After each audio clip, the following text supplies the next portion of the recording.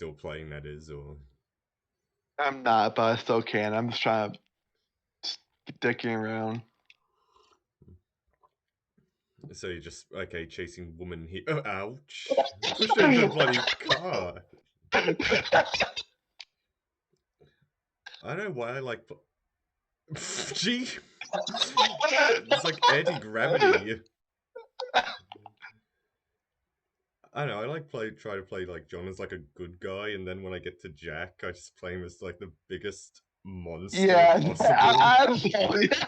It's kind of sad too, because John wants the best for Jack. He's like a complete asshole. I mean, he is way creepier if you like look at. There's like Yeah, compilations of low like honor Jack. Yeah, I've seen that. The stuff he says to women is disgusting. it's horrible. Yeah. It's like, you're making me feel funny from the inside. There's his voice. It's like, stop it, Jack. Just stop it. Go home. It's honestly John. He's trying to make himself a better person. Yeah. I mean, honestly, if I do crime stuff, I put on a bandana, because like obviously to prevent like losing honor. Yeah. But otherwise, yeah. I mean, I made John a good guy always. Yeah, I do good stuff for people or whatnot. Unless it's because I know there's like a stranger encounter where there's like some guy outside of the saloon going, drinking's bad. We got a bad drinking for our lord. I literally just did that earlier. Yeah, you encounter another guy who's just like, oh, have you killed this guy? You know, just did he kill him or did he kill him or save him? I killed him. I found him way too annoying. Good. Even I have no limits. Well, the reason why I killed him is because he reminded me of Joshua Wesley, so I just killed him. Because I just kill this guy. Yeah. I'm so happy that is now the lowest rated film on Letterboxd. The fact Saving Christmas was ever the lowest rated is kind of absurd. Like, I get Christian propaganda, but goddamn, you cannot tell me that movie isn't magical. It's entertaining. Just yes, like, absolutely. Jesus, it's just like a giant. I'm being worked up. Yeah, it's getting worked up. Yeah. I love the physics in this game. It's fantastic. How it get punched again? I don't know. If I just stand there. It's a shame that like it's never gonna get ported to PC though. That's really is sad. Yeah, there we go. I mean, at least it's got the backwards compatibility with like Xbox One, and I think it's on PlayStation now. So it's not like totally unavailable like a lot of other older games are. But like if you're a PC gamer, then just forget about it basically. Until like 360 emulation gets there. I felt weird because like with this game in particular, because like GTA 4 you can still play like PC, I believe. Yeah, you can. Well, there was a brief time where it was taken off just because they ran out of they lost the rights to some of the songs on the radio. Oh, so yeah, I think I remember that. Yeah, it honestly is way more common like when games like use licensed music, because like I remember Alan Wake. That game has like a lot of licensed music as well, so that and the rights ran out, so they had to take it off for a bit.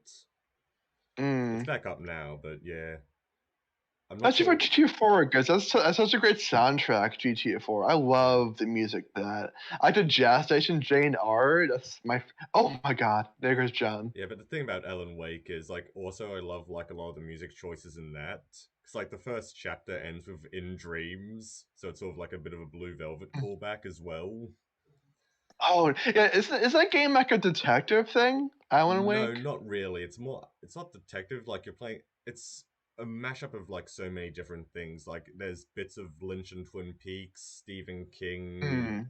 It's like has so many different influences. It's a great game though. I love that game. The cover, it looks like a Stephen King miniseries, but kind of Lynchian. I don't know. The whole thing is like it's executed like a miniseries. Like every chapter ends with like a song and says like end of episode 1, which is kind of cool. Yeah. I think it's a copy of I had the Xbox 360 in my house. I mean, I could play if it's compatible. I believe on Xbox One. It should be. Yeah. If it is, I might install that tonight. Yeah, it's really good. Because I still got Dead Space Get on Dead installed, which Space. I'll give that a shot for sure. I've had interest in that game for a while. Yeah. Good space horror. I just love like the look of the first Dead Space. Just how like it's like it has the alien thing about it, where like everything looks so Mhm. like outdated and crappy, and it makes it creepier. So how like obviously the alien ship in the first movie is extremely dark, so I imagine Dead Space It's is the all same. It's a very dark yeah. ship. It's well, I wouldn't say extremely dark, but everything's like very like atmospherically lit. I would sort of put it like that. Like Mm.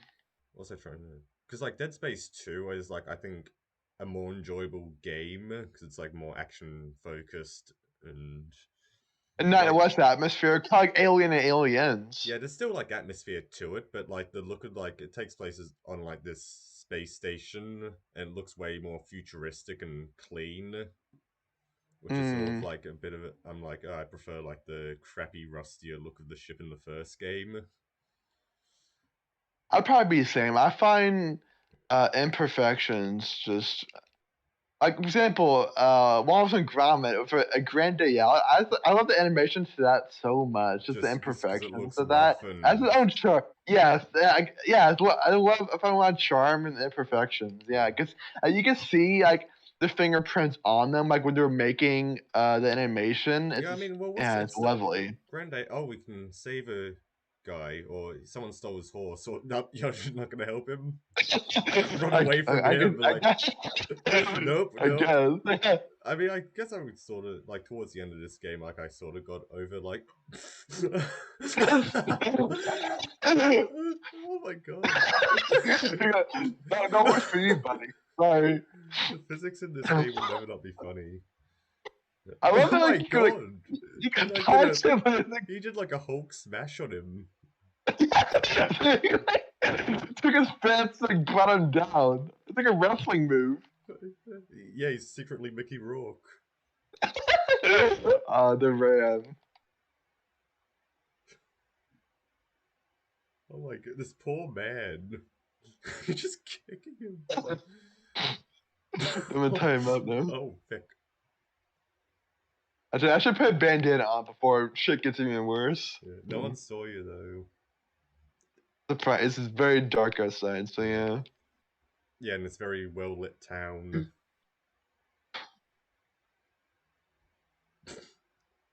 Just looks blank. Oh, ouch. Got him. One of my favorite things to do in this game though is like hog tying people and like just shoving them What? in water. Uh, Or the train tracks. yeah, Like, that's the one there. That's yeah, the you one get everyone yeah. does. Well, you can get like oh shit. Oh, what's he There doing? we go. Like, what?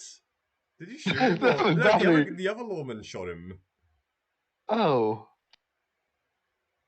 Second, I thought you had magic bullets. Ouch. bruh. There we go. Oh, they killed a horsey. Oh, you Okay, who's killed the horse, shooting you at me? monster! Yeah, I know. It actually that me too. I You was feel bad monster! for You killing killed the horses. horse. Killed the horse, man. Rip. I love the physics in this game so much. It's fantastic. Yeah. I love like early GTA ones a bit more, just for how like goofy they are. Oh, GTA 4 is it's a comedy. It's I'm talking like hilarious. way like a like GTA San Andreas and Vice City, where you like run someone over and they just like get comically launched into the air. Yeah. Oh yeah. With Vice City, San Andreas. Yeah. Was he get the block hands too? Like every kid was like block hands. Yeah, Like yeah, I love that. Honestly, I wanted to see him do Vice City again. Like, I know that everyone's like saying, "Oh, GTA 6 is definitely going to take place in Vice City." but no one knows. I guess Yeah. it's all speculation. Really, no one knows. I mean, it'd be nice if they did another GTA because it's been a while since like 2002 since it took place in Vice City. It'd be nice. I'd be open for that. Yeah. I mean, maybe not in Vice City, maybe like a new area, but still have the 80s theme. Mm, But I guess I'm not sure how you can do that since Vice City was like very Scarface. yeah, I mean, I just say just bring back just Vice City in general. Like if you're not a different 80s world, just like if you're gonna do that, just might as well just bring back Vice City in a updated environment. Yeah. Oh, what was it? The Honestly, like, conversation we had a conversation with him recently about like he thought that they were running out like oh, like yeah, we were running that out of movie yes, titles. the argument was so stupid. I think it made no sense. But That's it why I want to makes get him sense. on the podcast because like stuff like Yes, that. yeah, he made car Pilkingtons. Like Yeah, Lincoln's that winning is like car a Carl Pilkington. Pilkington bit because I think he like because I watched like an episode of the Ricky Gervais show last night with the family just because that's a show we all You love. all like, Yeah, yeah. and like Carl I need to Pilkington was watch going like that. there's only a certain amount of noises in the world, so they have to reuse them. So that yeah, it's like I didn't watch that show. It looks yeah, hilarious. it's all up on YouTube. It's great stuff. Yeah, I think I like yeah. Intermediate Abroad more though, because that's entirely just Carl like interacting with like places he doesn't It's real get. people. Yeah, it's just real people trying to interact. Yeah, I remember I saw like one bit where he's talking to this, like Chinese man. He's like, "What's it called?" Oh, he's like, "An idiot abroad." He's like, "What?" No, an idiot abroad. But he's like so British, you can't understand. It's so great. I mean, it's a great episode, and I think it's in Brazil where he's just like he wants to Oh go. no. Yeah, but he wants to like go on a beach, like because he goes to a beach earlier, but it's like packed, and he's like, "Oh, I don't like this," so he goes and finds a smaller, quieter beach. But it turns out it's like a nude beach, and so people are coming up to him telling him to take off his clothes. That's actually response to that. It's like it's so ominous. And he's just like, well, why do you want me to do it? Then it's like, he's just like, why do you want to see this so bad? It's just, it's It's so amazing. oblivious to it, yeah. I mean, it's a fair enough And point. you It's said just like, like, why do you want me to do it's, this? yeah. If you didn't know any better, it's like it's why. Yeah, but getting back to like Evic's like realization that we're running Yes, out of please. movie titles, like, We need to, yeah. We need to talk about this. because it's like, First of all, at first I wasn't sure what he meant. Both of us weren't sure. I wasn't trying to be a cock. I was like, okay, like, what are you trying to say? Like, Yeah, you like, know, like, what do you mean? Yeah. But then he's like, rather than like they're running out of ideas for actual movies, it's movie titles. He's like, but this is a movie called like bitch Head Ass. I ass. don't, It's bitch ass. Bitch Ass. It's like okay, it's a movie called Bitch Ass. I'm like, Okay, who I've can? never heard It's a of a movie, movie yeah. called that before. So honestly, Yeah, that's that's the worst original. possible. What? I know. I can't ever heard of a movie called Kung Fu Titties. No, I bet you have it. It's a I mean, good like movie. obviously, like movies reuse like certain like there's a bunch of like horror movie sequels with like revelations or and stuff like that. A Requiem, Yeah, yeah. all that like that makes sense. Like if you were complaining about that, sure, but it's Yeah, like that's valid. we've run out of like we've run out of things to call movies. Yeah, I don't. In general, like the Northman, like oh, that's running out of titles apparently. Yeah, the lighthouse. What too Yeah, the too witch. too much Yeah. of the ofs or what What a about hack. X? Yeah, Yeah, Robert Eggers is a hack. indeed. Yeah, it's confirmed now. I hope the news that his Nosferatu may not be happening isn't true because that makes me really depressed. I think yeah, he could do a great Nosferatu. I think he would make it phenomenal. Like knowing his horror, knowing his style, he could do wonders with Nosferatu. I still want to go see the Northman at some point. It's out in theaters now, but for some reason, like my local theater is like saying, "Oh, it's only in gold class." Mm. So I'm like, oh, I don't want to pay for gold class. Is that like the most amount of money for good It's like, seats and yeah, shit? it's like real wanky stuff. Mm. I mean, like, because there's the Ritz in Ranwick, which is like a fair, like I've told you about this plenty of times, that art house theater that plays like all sorts of There will weird be stuff. blood. Yeah, they did There Will Be Blood and all Yeah, that. Like that place, I'm okay with like paying like lot to get into because like it's always it's like good quality. it's top tier experience. But like gold class Hmm. is just like, oh, here's like we have nice seats and you can get some chips if you want. Yeah. Is that that art house theater? Is that the same theater you saw Licorice Pizza in? No, I didn't. I just went to the regular theater. I took my brother to see that. Oh, okay. I think that's his Uh, first PTA. oh, it makes me so proud. Yeah, well, I think he was like sort of like more. He's like, oh yeah, it was a good movie. Oh, I okay. think he would. Maybe he's more of a Punch Drunk Love guy. Yeah, I think he I would like hope. Punch Drunk Love actually. Well, the character Barry Egan is incredibly relatable to many people. But there's certain people that watch it. Yeah, I'm just because his performance, I don't care what people. He's legitimately one of my favorite performances in any yeah. movie, and I'm Well, still because in the that thing is, like, movie. it's still He's like an cool. Adams. It's very much an Adam Sandler performance still. Yeah, but it's directed In so like, differently for yeah, in like him. this different context though.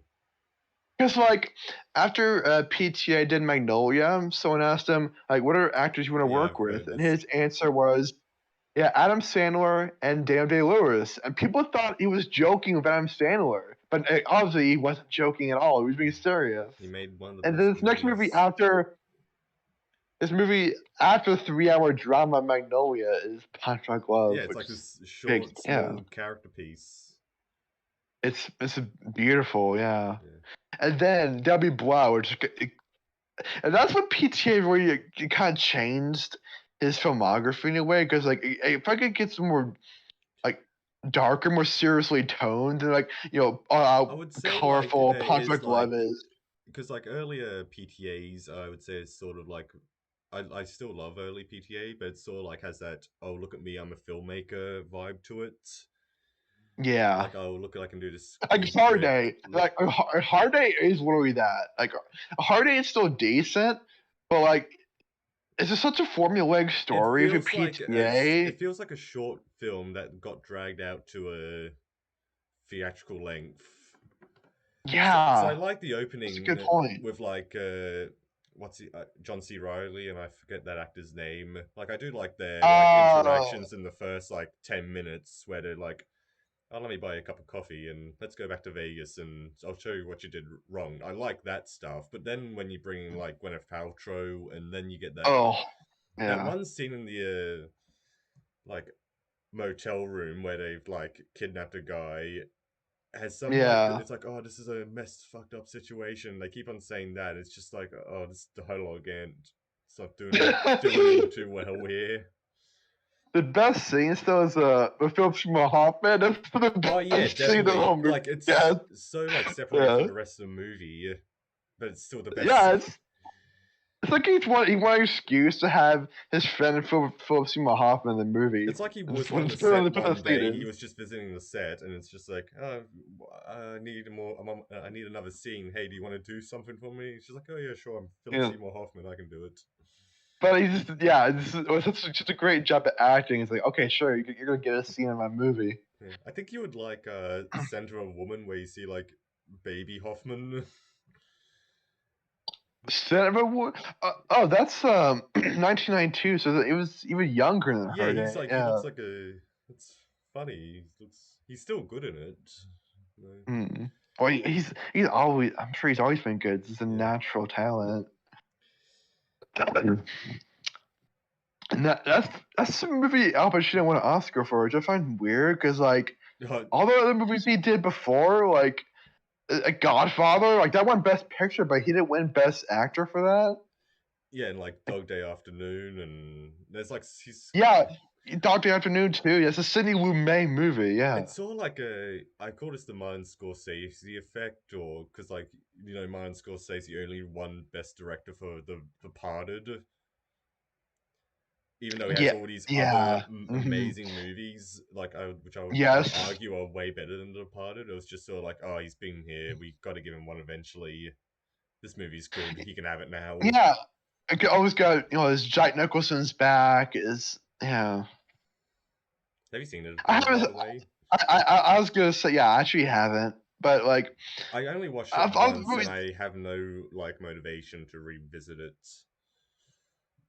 yeah, I don't know. Well, from what I've seen, like this one scene on Netflix, there's one bit where there's one shot. So it's Jack Nicholson with a cigarette in his mouth as he's talking to his little boy, Oh which yeah, I guess is especially that's Leo's like character. no, it's But then Mark Wahlberg's character, like way early on. so, Like oh okay. And so he's talking to Mark Wahlberg's young boy. Like you can clearly see it as a cigarette in his mouth. But like as soon as it cuts to him showing his face, he has no cigarette whatsoever. It's completely disappeared. It's like you could call it nitpicking, like a cinema sense shit, but like it is kind of like that's not the for thing you Scorsese, use to like get you to watch it, I guess.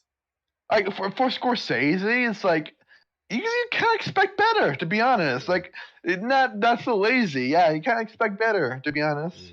Especially better editing. Yeah. But speaking of editing, The Aviator, whoever edited The Aviator had ADHD because Jesus Christ, the I editing haven't in that seen The movie. Aviator yet. Okay, you know how Bohemian Rhapsody won Best Editing, but Which it's is like still possibly notorious the for its biggest joke of all time. it's notorious for its awful editing. Which that movie, here's this movie: cut equals good editing. That's it right there. Good editing for you folks. Cuts constantly. That's great, beautiful editing right there. It's like the same thing at Aviator. It's like the first 40 minutes, it's like one scene directed at this party, whatever. I swear to God, it's just cut, constantly. It's like someone by ADHD. It's insane. He had to like, It's like I won't edit here, edit there. yeah, it's like watching Family Guy, all like the cutaway gags, it's like that, but editing. I mean, that's shocking the way you describe it, since like Scorsese's obviously known for like the long takes and Like Goodfellas, that's masterful editing right there. The way Goodfellas this is, I would say, like is so direction-wise, is a perfect movie. Yes, I mean I think it's a perfect movie in general, Like, but directing wise, it's not my obviously, yeah. favorite Scorsese, but I would say it's his best directed film. I think it's my favorite because like I find it the most rewatchable. I find it no matter what mood I'm in, what time it is, I can just watch it and get hugged. I get invested in Goodfellas no matter what. Like it's funny as hell. Like actually, it's funny. Like the characters, it's just so great. The whole Italian dynamic, but and Layla playing like ever since I watched that movie. It's on way on my playlist. I love that song so much. I think of Goodfellas. Piano exit. Yeah. I don't know. I mean, I could go on about Goodfellas, but if you're like a Taxi Driver guy, then I guess I can't argue with that. I love Taxi Driver. I think Taxi Driver still might be my favorite, just because I love the atmosphere of it. I love the depiction of New York in that movie, just how like grimy and gross it is. It is my second favorite Scorsese. Like Goodfellas and Taxi Driver ones, like I would say are 10 out of 10 in general. Like, I do get like you do see like these video essays on Taxi Driver where it's just like, oh, we relate to Travis Bickle, and it's just like, yeah. No, I don't. I mean, I get finding I could get finding comfort in like watching character studies like that in a way. But I think someone like Tyler Durden is kind of a bit much. I can't lie. Like, I mean, it's sort of different because like Tyler Durden is like sort of like a satirical. It's so satirical. Yeah, but I say it's like idolizing J. Dean Heathers. It's so satirical. Yeah, it's like no one's gonna idolize JD because like I think it's way more obvious he's a joke. Yeah, I'm not saying it isn't obvious in Fight Club, but I guess because like you have like moments where like Tyler Durden does say like some stuff like, oh, things that own your material possessions eventually own you. It's like people sort of like jump on that aspect of it and go, oh yeah, this guy talks sense, but then forget that so he's like me. And blows up buildings. He's me. Yes, he's me. Millions of people killed. But it helps with Heathers that. So you're gonna say? I was about to say, well, he doesn't get millions of people killed, but he does get people killed, like Meatloaf, obviously. Like if Heathers, like it helps like Christian Slater's performance. It's just him going full of Jack Nicholson. Yes. He just goes, and it's so exaggerated. It helps like, oh, this guy's it's a joke, yeah. Yeah. Help! It's Uh, so no, uh, don't help anyone. I'm just gonna. Okay, let's kill this guy. Boom. Usually I hogtie them and bring them back, but I can't be bothered right I now. love doing it because I, they I like start kicking them. yeah. It's like the Well, most pathetic kick. like once you're in Armadillo, like when Herbert Moon does it, it's fantastic. Yeah. Because like whenever Herbert Moon tries to get you help, he always says, "Help, please! It's Herbert Moon." It's when he says it. It's just cracks me up every time. I help him every single time. I love Herbert Moon. Best character in this game. So we were talking about like relatable characters like Travis Bickle and Tyler Yeah, Durden. okay, yeah. This JD, Tyler Durden, Charles Bickle, Ryan Gosling, and Drive. That's another big one, especially. What people? Yeah, Ryan Gosling and Drive. Uh, Patrick Bateman, Jordan Belfort. Really, Scorsese film bro. protagonists, Yeah, basically. it's film bro icons, basically. Yeah. I mean, the only relatable protagonist in a Scorsese movie is the guy in After Hours. That him going through all that shit and hearing him is like, yeah, I feel this guy. Okay, yeah, I can't lie. It's all the shit he has to go through just one day in general is that's yeah, like literally me, as they would say. Yeah. Because it's funny, like how like I think he only did After Hours because like King of Comedy bombed at the box office. That's a shame. I'm glad it gets the love it gets now, as it got that treatment, but that's a shame. It didn't do better because of I how mean, I think it's still reviewed well at the time, but it just didn't make it any money at all. hmm. I think Scorsese said like it was considered like the best film that no one saw that year. Especially like how relevant it is too. Yeah, definitely. Even at the But yeah, it's more. eh, I don't want to say it's more relevant now. It's just nothing's changed really. yeah.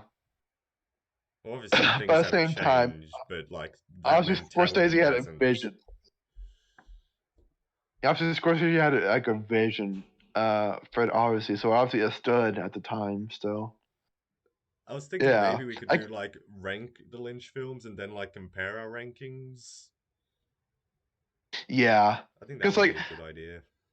I think mainly because like I think we're like we're on the same level of like our favorites. Like what's your favorite Lynch movie that you know? I honestly now I feel like if I rewatched Firewalk at the moment it's still Razorhead or Blue Velvet, but I feel like if I rewatched Firewalk with Me now it might be my favorite.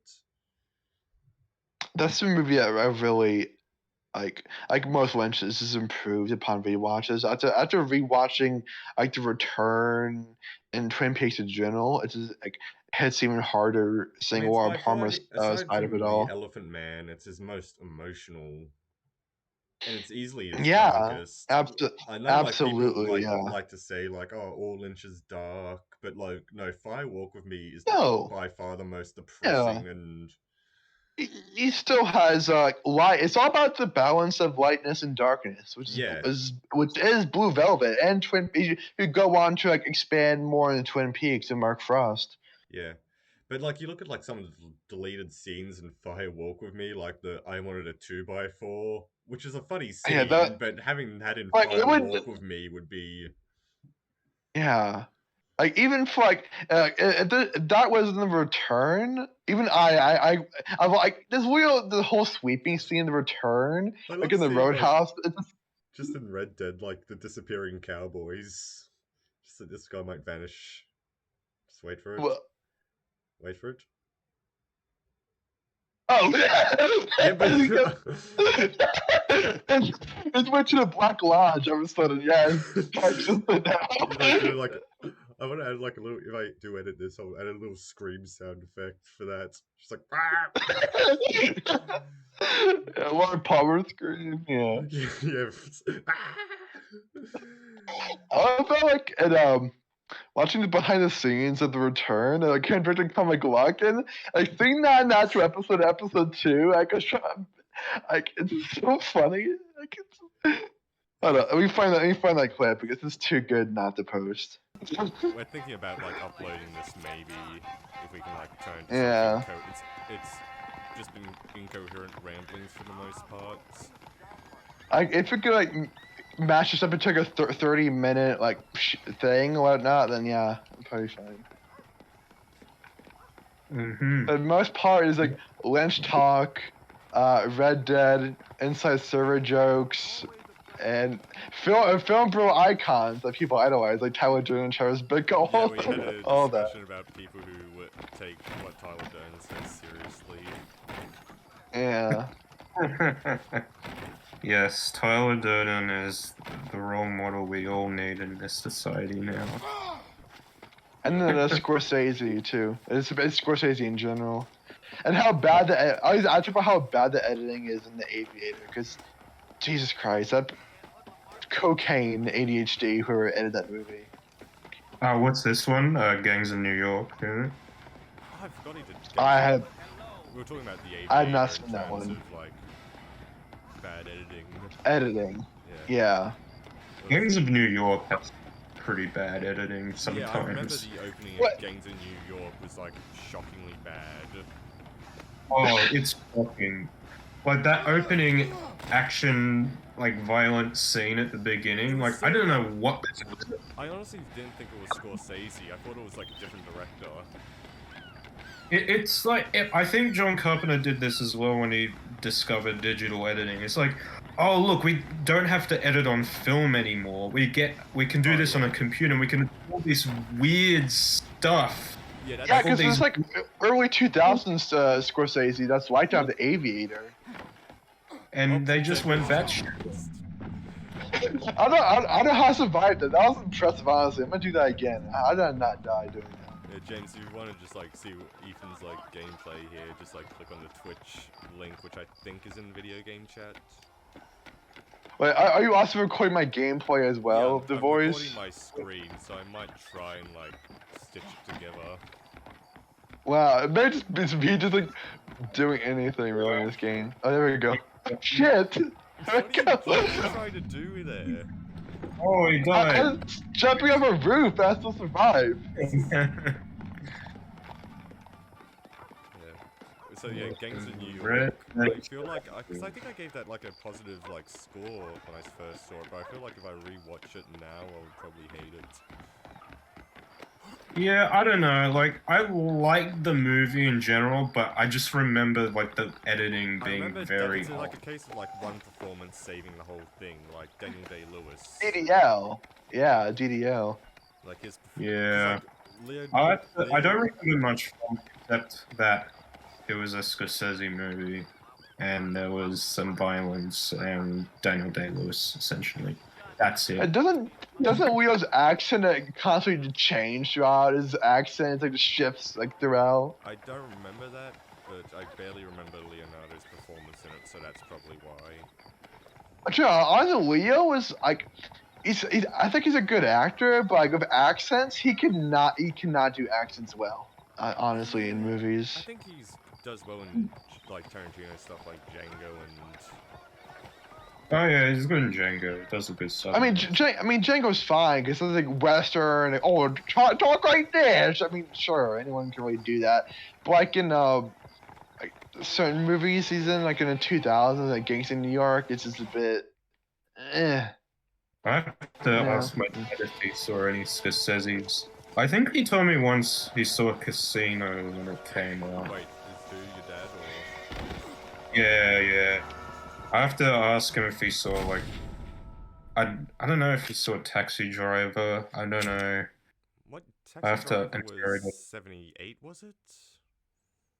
76? Yeah, it's probably early. Oh yeah. Might have been a bit young to see it, but he might have seen like a reissue of it. I don't know. I have to ask him. Maybe. Speaking of Scorsese, I recently watched a video, like it was like, oh, it's Scorsese and Marvel. Yeah. Oh. He loves Morbius. Morbius is his favorite Marvel film. What's his favorite Marvel film, sorry? Morbius. Oh, Is it? If he's a big Joe Leno fan for some reason, yeah. I love it. The guy who plays Fast and Furious, Tyrese Gibson, on Twitter, he's like, Martin Scorsese loved Morbius. I'm so happy. What? Oh. Well, I mean, Scorsese He's the said king he of likes cinema. the Sam Raimi Spider-Man movies, didn't he? When they came out, yeah. I assume because, I mean, that was well before the Marvel hype. I think And your the ping just new crashed. Marvel as we... But no, I just quit out Red Dead for now. I'm just playing. I'm on GTA 5 now because I got bored of Red Dead at the moment. I was doing nothing in Red Dead Are anyway. you streaming GTA or? Yeah, I'm GTA 5 now. Okay, yeah, game on, yeah. But you're gonna keep in mind, like, the 2000s, it was very different. I mean, before Iron Man, all we had was X-Men 1 and 2, Spider-Man 1 and 2, Daredevil, Oh, and Fantastic. you're forgetting about Those were Catwoman with Halle Berry. Oh, and Catwoman. Yeah. That was like it. And those were super. Oh, and the 2003 Hulk, Ang Lee's Hulk. Oh yeah, Simon. Simon's That was- favorite. Yeah. Yeah, Simon's favorite. Yeah. That was what superhero movies, or at least Marvel movies, were back then. So for Martin Scorsese to, in that context, you know, and all there is like Sam Raimi's Spider-Man. It's like, oh, that was actually quite good. When, you know, there's not much to compare it to, I guess, in terms of superhero films. Yeah, but like now, like all the Marvel movies, like they have like a reputation of being very samey, and like the best ones, I think, like have like a distinct voice. Like everyone loves Guardians of the Galaxy because like you can tell there's like a filmmaker. Yeah. It's just so self-aware too, to where the point I can just enjoy it. It's just so much fun.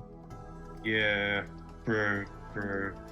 Or even, I know you hate this one, but Thor Ragnarok, it feels like a Taika Waititi movie.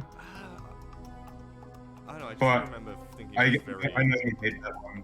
Did I hate it? I can't even remember it though. That's my problem. I remember you saying you didn't like it. Yeah, I remember not liking But- it, but I don't think I hated it. Maybe hate's a strong word. Yeah, probably.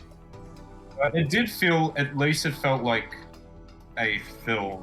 It felt like a film, wow. At least it was a film. That's the greatest It was phrase.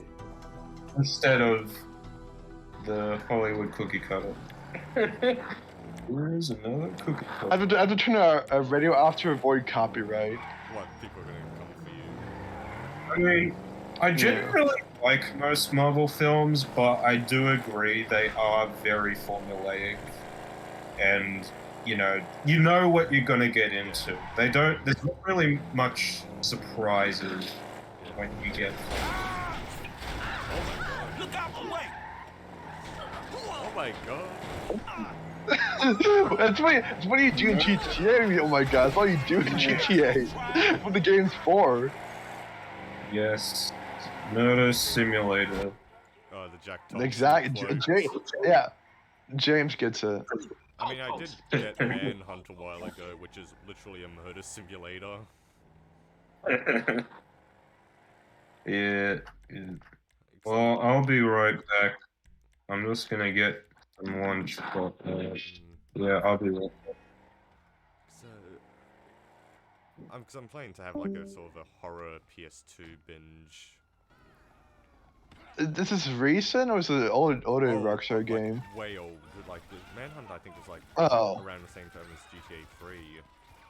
I just kind of. Oh god, it's like 2001, It yeah. was like no, it was 2003, but it was in development around that time. Well, if you want, GTA 3 was like 2001, Vice City was like 2002. Yeah. So it's around time I mean, I era. imagine like Vice City was like way quicker since it uses like a lot of the same assets and code and all that. Yeah. But this is a different way, like Vice City is 80s, this is different city. Yeah, so I'm just curious about Manhunt because it's like the closest thing Rockstar's ever gone to like horror. No, I'm gonna reenact the movie Speed of Keanu Reeves and take this bus. I'll put a bomb on it. Yes. I mean, you could put a bunch of sticky bombs on it and like fly into an airport. That's so true, yeah. Speed's You're gonna be done. great thriller. Speed is. I should watch it. The premise itself, it's the whole movie is just that one bus with a bomb on it. And then and the action ensues in the actual movie. Yeah. Super Mario movie. Yes, we want to talk about the Mario movie. Haven't seen it, so I've no real input on it besides Dennis Hopper says the line, monkey. And Yeah, it's monkey. Eddie asks about his pizza. Well, that scene is the best scene. It adds nothing to the story, but it's an amazing scene. That's just like. Honestly, like I want to predicting when that like Illumination like Mario thing comes out, everyone's gonna like go, oh, it's like more accurate to the game, and so it's better. It's another good video game movie. It's better than the original. But the thing about like the original Mario movie is like, yeah, it's like a disaster, but it's so entertaining, and it has a bit of, I would say it still has like some soul to it. That's true. That's true. Like it's. There was somebody who was trying to make a movie, and it was a nightmare. But they had this weird vision, and somehow through all the chaos, it came to fruition. The Mario. Did you watch the making of it on Blu-ray? Oh no, I didn't watch the making of documentary, but I am aware of like all the behind the scenes like drama where like how the actors hated the directors and how like they went through like so many like script rewrites and they were still rewriting the script on set. And yeah.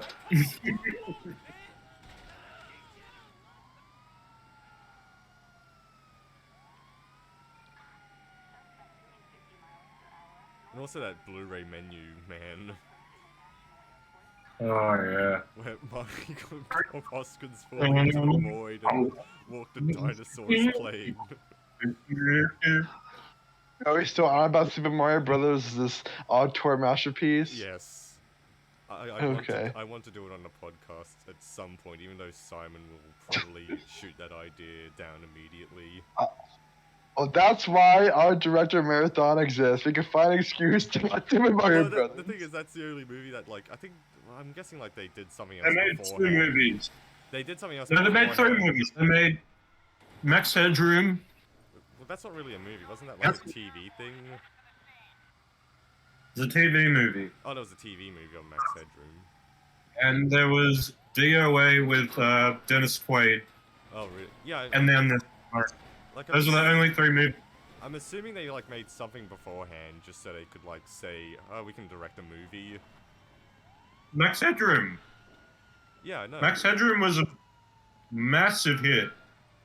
Like, in the 80s, like, he was everywhere.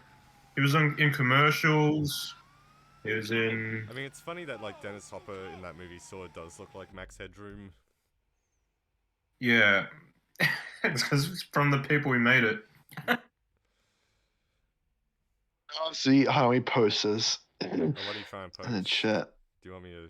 Oh, so you got this incident as well of Max Headroom. Classic. If anybody listens to this, yeah, someone hacked TV and he was like Max Headroom like mocking people and shit. It's go watch it. Yeah, it's a classic. I know that I've seen it before. It's yeah, James gets it. Yeah, it's something. It's like we're saying about it. It's something. Yeah. If that did come on my TV back in the 80s whenever it happened, I would be hitting myself. Yeah. I'd be mortified to have like what the hell? Is it an Adult Swim skit or is this like Like a show I'm watching. What is this? Yeah, it's quite weird. Mm-hmm. Yeah. I like shit like that though. Yeah. Also, that the high school movie with the robot teachers you lent me, James, cinema. You liked it? Yeah, I loved it. Like it was fun. Loved it? I would probably Yeah, give it a it higher is rate. fun. Like for what it is, I loved it. Yeah. I think because I bought it from like CEX, it I'm might have been assuming. from or CX or something. I thought it looked schlocky, right? I thought, oh, this is gonna be like one of those rubbish movies I get. And then we watched it. I was like, actually, this is decent. Like, this is actually like a very fun Yeah, it's 80s like killer it has the robot same teacher movie. vibe as like Toxic Avenger and stuff like that. Yeah. Yeah. And it is a sort of a loose sequel to a movie called Class of 1984, Yeah, which I haven't seen. which is Trauma. But yeah, it does feel like a trauma movie. It's like It feels way more like a it's pretty. Trauma movie than Rabid Grannies, which is actually, well, was something they picked up for distribution, but you watch it and it's just so boring. Yeah. Because I like told you about it. Because like you look at the poster for a movie like that. Yeah. I watched the Good Bad Flicks episode on Class of 1999, and yeah, apparently the people, like the company that greenlit it, Yeah. it's called Vestron. Their biggest hit was Dirty Dancing, right? Oh, okay. Huge amount of money. So they made. So they greenlit like hundreds of projects, low budget projects. So it's like the And- Canon Films, like way of making Yeah. movies. They lasted like 3 years. And yeah, I think the reason it came out, I think it came out in 1990, but it was actually filmed like in 88. Oh. It took a while to come out because of the whole, they were going bankrupt. Yeah. I mean, a lot of studios went Right. bankrupt around that time, didn't they? Like the. Yeah. All like when the 90s happened. Yeah. When the 90s happened, bring it back to the When the 90s wrestler, happened. where Mickey Rourke says the 90s And, sucked. Oh yes, that's true. When Kurt Cobain ruined everything, apparently. And I don't entirely agree with that, but whatever. The Ram. It's the only time I won't exactly agree with him there. That entire movie. That wrestler episode was something else to edit. I just want you had to do so much for that thing. I get all the clips and shit. How wasn't Simon Kadabi like spit Bible verses about wrestling? I mean, Yeah. I did get to do my favorite description where it's just like, oh, we discussed the wrestler, and Kadabi Yeah. attempt to educate Ethan and So, son. yeah. Basic. That's the episode. Yeah. I mean, I did like put a still of Salo in there, so that was kind of fun to do. Oh, one of the next criterions I'll probably get Salo Classic. It's just so I can be a higher class, I mean, there is. a man of culture. I'm only aware of Sonora like, Desert. I'm only aware of a DVD release for Salo here, which was through Cinema Cult. Yeah, but you don't want to buy it because you feel embarrassed if I bring up to the counter and buy this movie. I've seen it a couple of times, but I don't want to. I'll probably either buy it online with like a sock account. Yeah. Yeah, it's one of those movies like yeah, it's included for some reason it's included in like the 1001 movies you must see before you die. So it's well known enough and it does have its following, so it's like that could be a reason to watch it, but it's like it's You hear such a depraved. Yeah, you hear all these, and like this is coming from us. We like all love depraved movies. Yes, yeah. So Well, I guess it was movies like as such a what is it? It's like Christian A Plane. reputation. Yeah. Well, there's such a reputation behind it, where it's like kind of impossible like to escape it. I not know about it. Yeah. Yeah.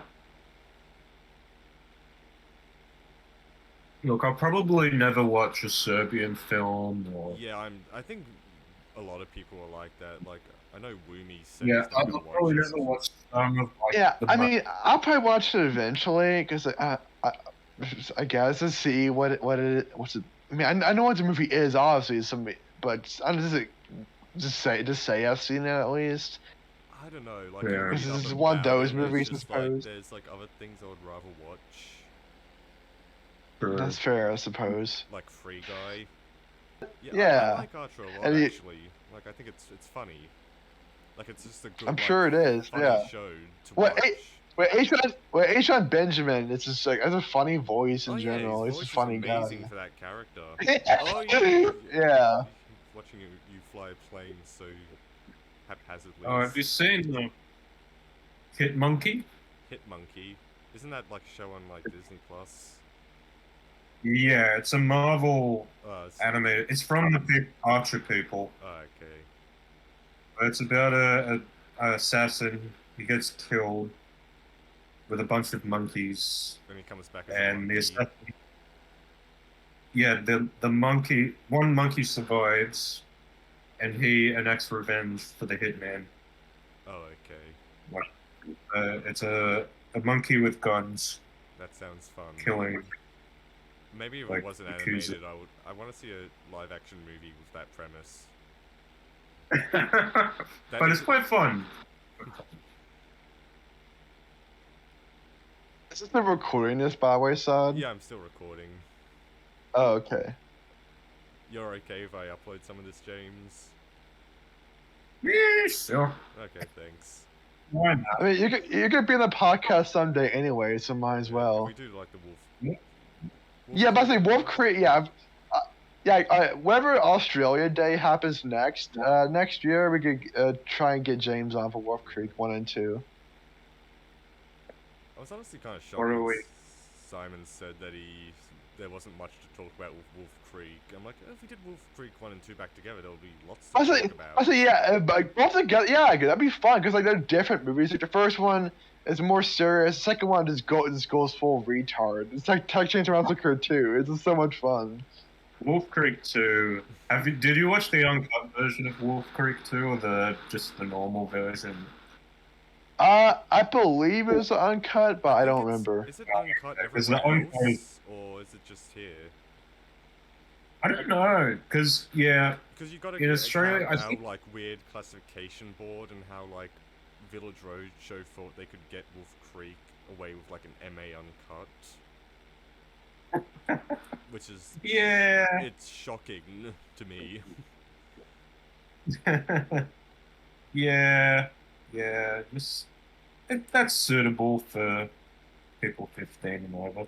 But yeah, when you read because there's like an appeal document, and you can see the guys like, oh, how come like Texas Chainsaw Massacre remake got an MA or Saw? I was like, yeah, but those movies are like more like stylized.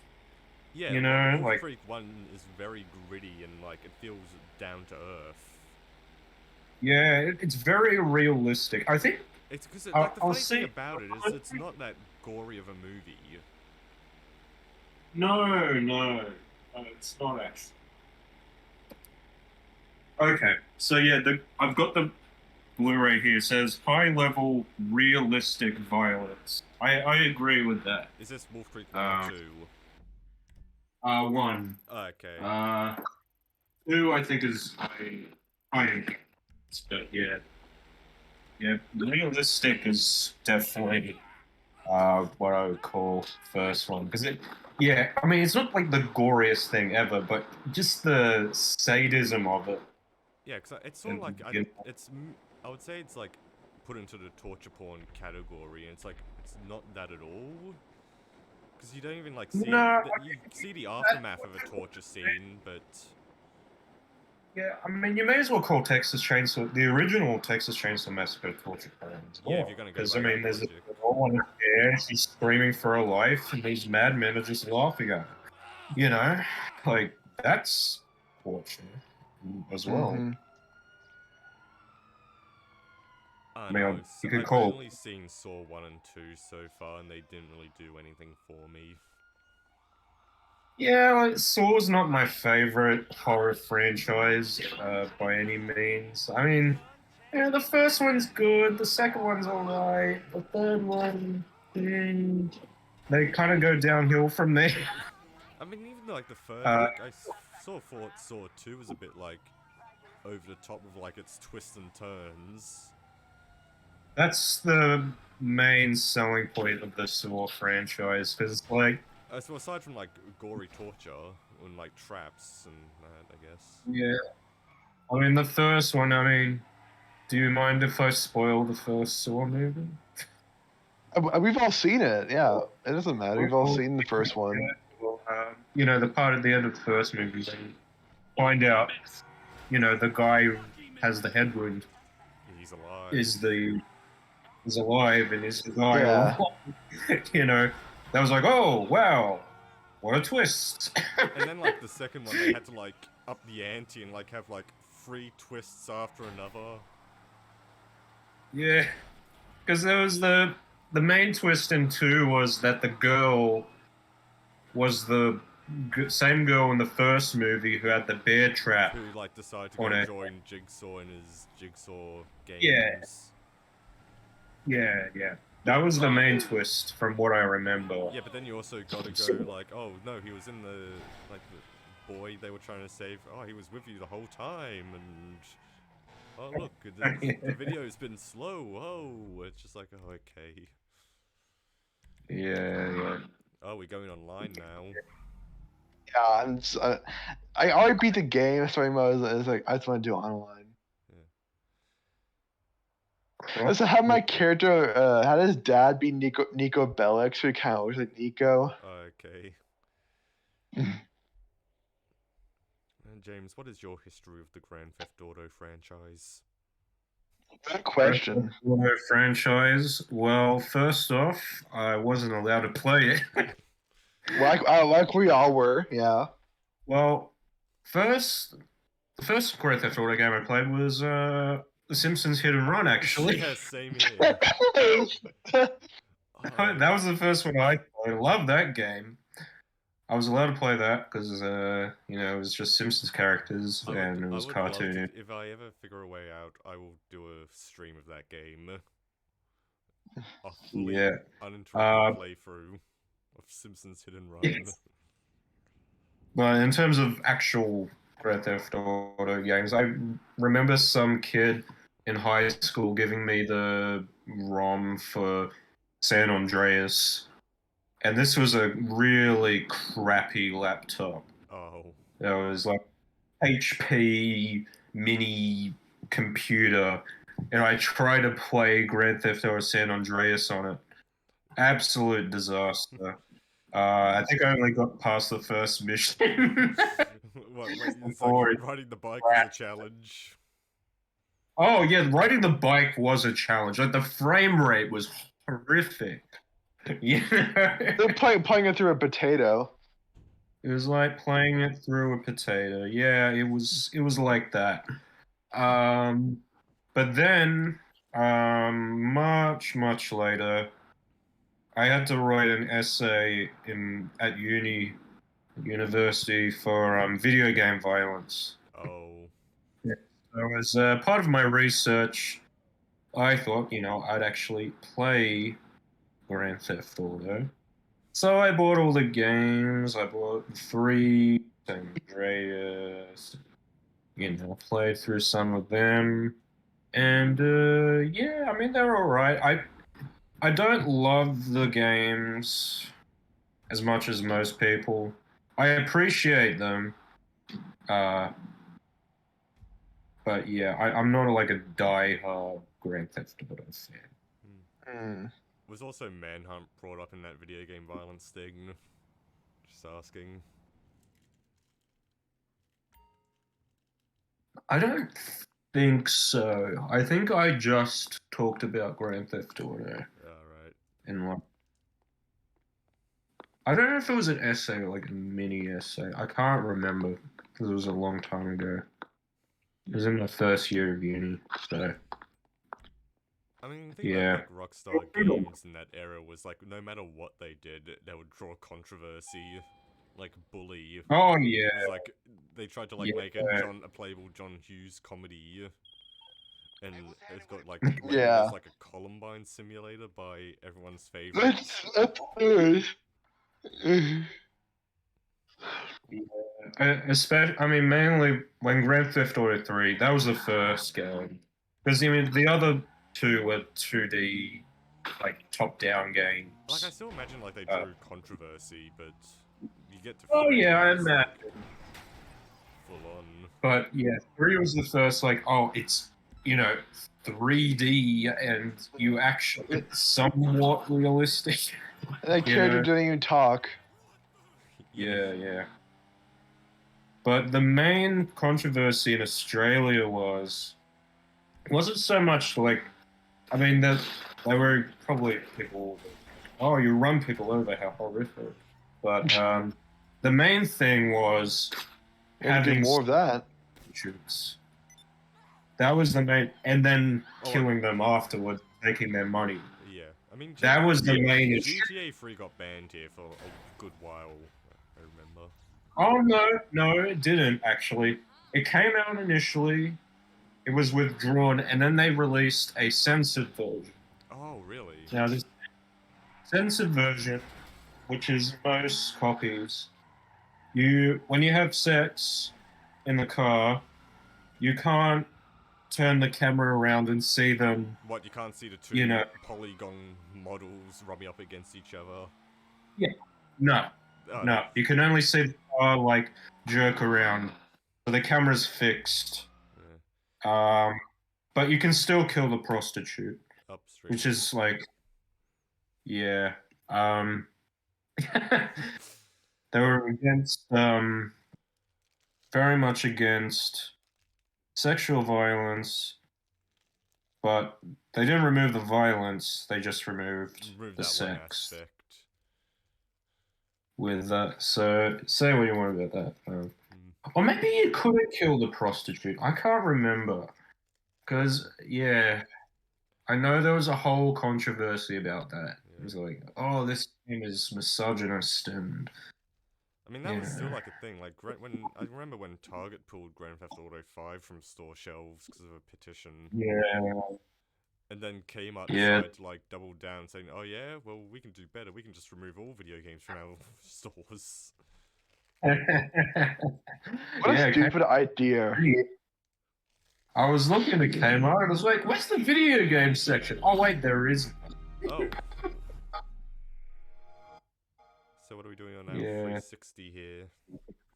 GTA 4 now. I'm gonna switch it up. Ooh, so we're just I doing know. a Grand Theft Auto showcase.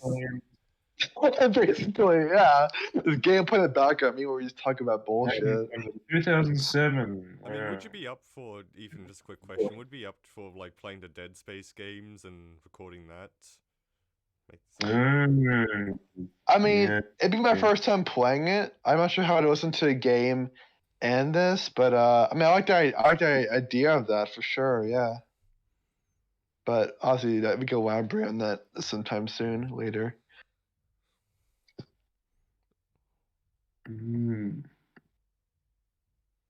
Looking at the lollipop. I remember when this was my favorite game when I was 12.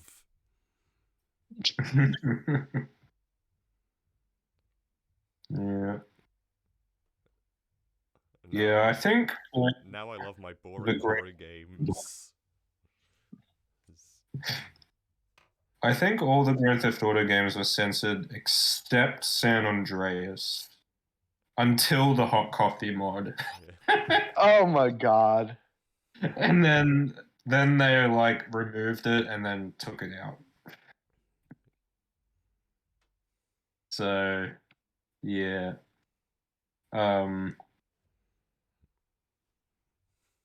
There's no sound. That's odd. I don't know why. There is no sound on the Grand Theft Auto. There is none. No sound. Very quiet. Yeah. Too quiet. Yeah, I was thinking about maybe doing like a let's play on the Silent Hill games, but then I realized that I would be the only one there. I still haven't played the Silent Hill games. I need to check those out. I've heard they're quite good. Yeah, I can lend you like 2 and 3. Yeah. I mean, 2 works best as sort of like a standalone game. Like, you don't really need to play 1 if you just want to play 2. Yeah. I don't know if the PS3 store's still up. Because I think you can get like the first Yeah, you can game. get Silent Hill 1 like through the PlayStation Classics thing. Yeah. The funniest Yeah, I thing could was do like when I played like Silent Hill 1, like here, like I played the ending and up you're doing the swing thing, never mind. Yeah, of course. Yeah. And what did you and Simon were just like bored out of your minds watching me play Silent Hill? I remember, yes. like- I almost fell asleep. This is the most boring as shit. I remember Simon was just like, "Why do you like this?" Like, I love my atmospheric Yeah. horror games. Yeah. Oh, that guy. Well, to be fair, I was tired as shit when watching that. To be fair, I almost fell asleep in general. Yeah, and then there was, It was the super Cry of late. Fear incident. Yeah, for context, it was super late at night when this happened. Somehow. Like for me, it was. Oh, he's still. The guy in the orange sweater is still Like the people of Liberty City are very much like invincible at this point. You know, it's been like how old is this game again? Like over 10 years old. 2008. Yeah, they're invulnerable. They just accept this stuff now. They should make a real Grand Theft Auto movie and just have like the whole movie be this guy who runs people over with cars. that would be the most accurate video game adaptation. I mean, they already kind of did that with the Postal movie. Like that movie looks like edgy trash, but it's okay because the game is also edgy trash. Oh, I picked up There we go. from CX. I picked up Blood Rain. Oh my god. The stories are fun. Oh, yeah, I just saw it. Yeah. We haven't seen it yet. Oh my god. Oh, you did flatten them. Yeah, escaping police from this game is so much easier than 5. It's unreal. Like it does not take that much time. And GTA 5, you can like burp and you get 5 stars. It's it does not take much. I do prefer like the field of view way on the mini map as well, to be honest. In this one? Yeah, in this one, how you can like the bubble is so clear and yeah. like mod showcases and all that. There was one video I saw. It was like one Call of Duty guy playing GTA 5. I mean, he's played before, but it's entertaining. I tried looking up the other day, but I can't remember the guy's name. Yeah, but I remember like this is like way back in like there was a like GTA 4 like mod showcases where like people put like the DeLorean in and Hulk and all that. And because I was like a stupid kid and I couldn't figure out how this stuff happened, I thought it was like secret stuff in the game. And like no, because it was like a PC the PC version and mods, and I'm just like, how does this is so fucking badass? How people do this? Yeah. I mean, a DeLorean GTA that would be pretty rad. I can't. Yeah, it's been like there's one for Vice City, one for San Andreas, one for 4. I'm pretty sure there's one for 5 as well. I mean, this is Furnace, but it's not quite like a DeLorean. But in Vice City, I know the one you speak of. Yeah. Yeah. Because it really does look like a DeLorean. It's all white. It's fast. Yeah. Like Vice City, like I do want to beat someday, but trying to beat that game on a PC by today's standards, by how old that game is, I can't do it. The controls are rough. That one mission. Oh, you're talking about saving Lance Vance? No. Well, in that mission you do have to save Lance, but the mission's called Death Row. It's the worst GTA mission there's gotta be. It's the most difficult, most needlessly convoluted. You have to go drive all the way over there to a little junkyard, and then once if you don't shoot Lance on accident, you have to get in this car. Yeah, don't funny, if you cars just like they're not even like chasing you; they just slam into you before you can even like get out. Yeah. Here's the thing. If you're some weirdo who hasn't played GTA before, and in the older games, if you tilt your car in the older games, it blows up. It catches on fire. There's nothing you can do about it. So you're screwed either way. Comical. Yeah. I like about it. And then if you die, you lose all of your weapons. So if you want to do a mission again, you drive all the way back to the gun store, buy your weapons, drive to the mission, and repeat it over again. It makes me want to shoot myself. It's so bad. So we're gonna go bowling. Can we get Roman in? Oh yeah. Oh, can you get Roman? Yeah, I'll call up Roman. What the hell? What I do to y'all? I don't owe y'all money. Bro, I'm getting worked by these guys. What is? Oh, they actually might kill you. Yeah. I'm making a gun. Screw it back. I'm blasting them. What? Oh, they're dead now. What the hell? Oh my Jesus god. Christ. Oh, he's still alive after getting shot. I can't. Wow. I can't even bowl now. Thanks. Jesus Christ. Is there like those a guys? officer in the bowling alley who just happened to be there? Is he still alive? Holy shit, he's still alive. I'm bad at getting killed. There's no way I'm gonna survive this. Oh, maybe I will. Why is everyone trying to shoot me? Are they racist? Like, do they hate foreigners? I don't I understand. imagine it's like sort of like a Death Wish thing, like Charles Bronson. I gotta ask Simon if we should do the Death Wish movies at some point. Maybe like 3 and 4, since they're the most entertaining. I haven't seen any of them, but I guess like, if we're doing for a podcast, then I'll probably just watch Like, I them. imagine for like a watch along, because like Death Wish 1 I haven't seen. Death Wish 2 is just kind of boring and gross. Like there's like a really bad A rape scene? Yeah, it is like sort of yeah, gross to watch. okay. It's just like not fun, and I remember, like, yeah, you all talked about the other day. I it's just remember. very like disgusting to watch. And then Death Wish 3 is just like there's like a pretty bad like sexual assault rape in it.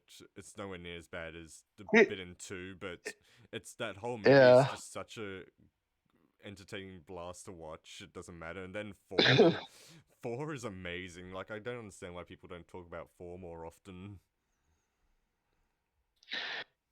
I think that's part why the director thing would work well, because like, when someone doesn't want to do certain things, like, I know someone doesn't really give a shit about like Lynch as much as we do. I mean, I know he didn't care that much for Twin Peaks, which is probably like why it'd be a good thing. Back in the early days of when we met, when we did like Simon did the watching Twin Peaks. Yeah, the commentary. Yeah. And honestly, if he would have watched The Return, I know he'd hate it. He'd probably call it boring. It just it was all fillers. I knew if you would have watched The Return, I know he'd hate it. We should just pick out Lost Highway to watch for the next podcast episode. Oh God, he would only want to do like if we did do the Lynch thing, like we could get him on for Dune. Like he probably wouldn't mind doing Dune. Elephant Man as well. He loves Elephant Man, to be honest. Yeah. But everything else, yeah, he probably y'all just go crazy, I guess. Let's go bowling now. Because bowling in this game means as much to me as poker does in Red Dead. And just for you, I'll call him up though. See my boy wants to go bowling. I mean, you did speak to the voice actor briefly once. He did acknowledge you. Yeah, Twitter. Yeah, it's amazing too, because like It really shows how he appreciates that people are still playing this game to this day and still remember that he did the voice work for Roman. He's just, hey, yeah, this we post a screenshot actually. Yeah. This is really good. His Twitter account, like, he's not on Twitter anymore, which is weird. But still have the screenshot. I mean, speaking of like Grand Theft Auto and voice actors, it's sort of interesting how like at first when they went into 3D, they were getting like big names. And then, like, when they hit the next generation, they just stopped because of, like, all the horrible interactions they had with, like, some of them. Like, Ray Liotta, probably, yeah. Ray Liotta, they had problems with. Burt Reynolds, definitely, they had a lot of issues with. Oh, yeah, I know Burt Reynolds for sure they had issues with, yeah. Yeah, I think it was mostly on Vice City. I can't remember anything about San Andreas though, even though there was a lot of big talent on that one as well. Actually, wait, I forgot about the guy who voices CJ. Like nowadays, he has wait, they had problems? Dude, there's like you can like go and like his. Basically, he's like I think he's trying to be like a rapper now, or he was always trying to be a rapper. He just did Grand Theft Auto as a side thing. And the problem is, my like, God. everyone, like, no matter what he does, like, they always bring up CJ and Grand Theft Auto, and I think it just got to the point where he just got sick of it. Yeah, I listen to this guy's mixtape now. She's CJ's mixtape. That is great. Recorded in Grove Street. Yeah, but I, like, imagine, like, I guess it's sort of understandable if you're, like, trying to, like, do something you're really, really passionate about, and then you just got a bunch of people coming up to you, like you bring. Just think, oh yeah, CJ. Yeah, it's one thing. Yeah, I mean, I can understand that. But yeah, ignore my old username, but yeah, it's a screenshot. Yeah, I guess. I'm like, yeah, it's like, sure, pick me up. You're buying. Yeah, if this ever gets up somehow, they'll put that up. I always call it Roman. No. Calling up our boy, our baby boy.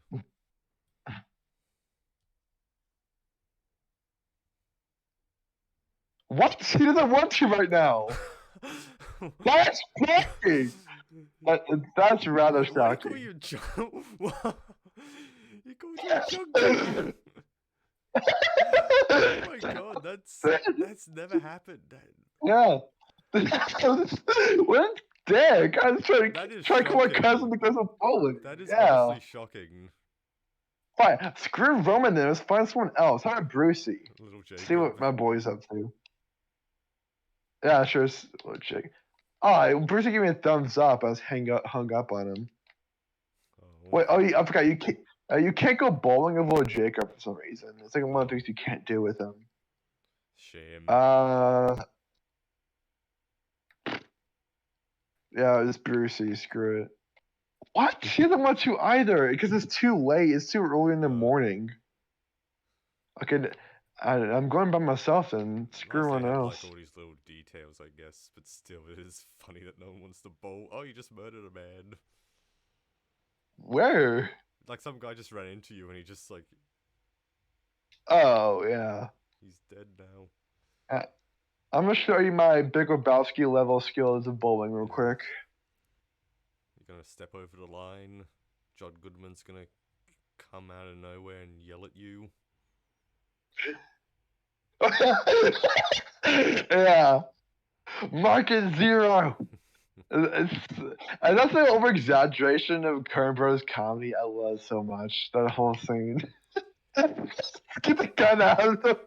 And once dude tries to calm down, he's like, "I'm calmer than you are, dude." He's the only one who gives a shit about the goddamn rules. Yeah.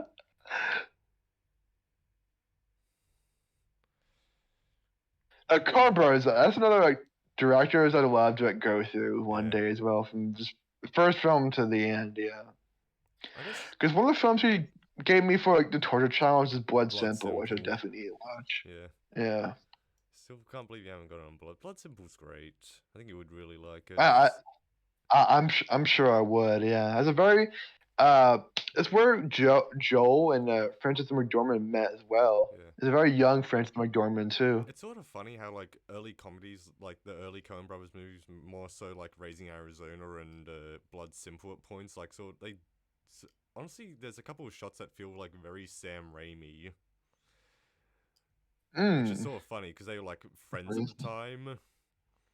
Mm-hmm. Yeah, like I Yeah, think, there's similarities because of that.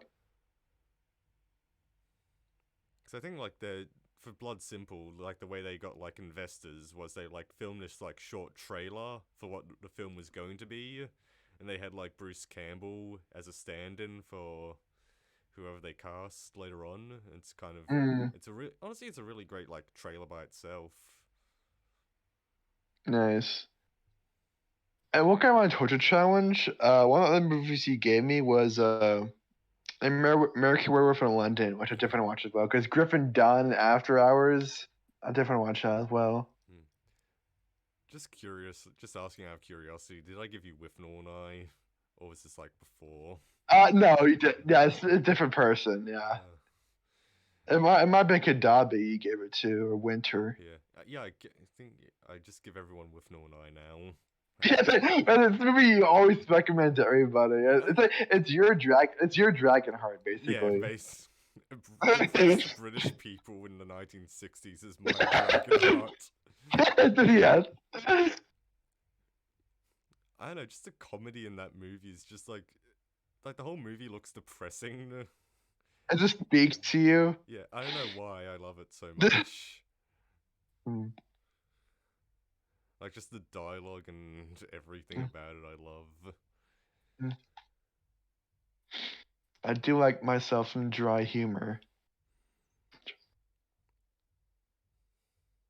Honestly, it's a shame that director didn't like do more stuff because he like only did another comedy like how to get ahead in advertising like Ugh. a bit later on, and that was about it. It's the same actor too. Yeah, Richard E. Grant is great in both of those movies.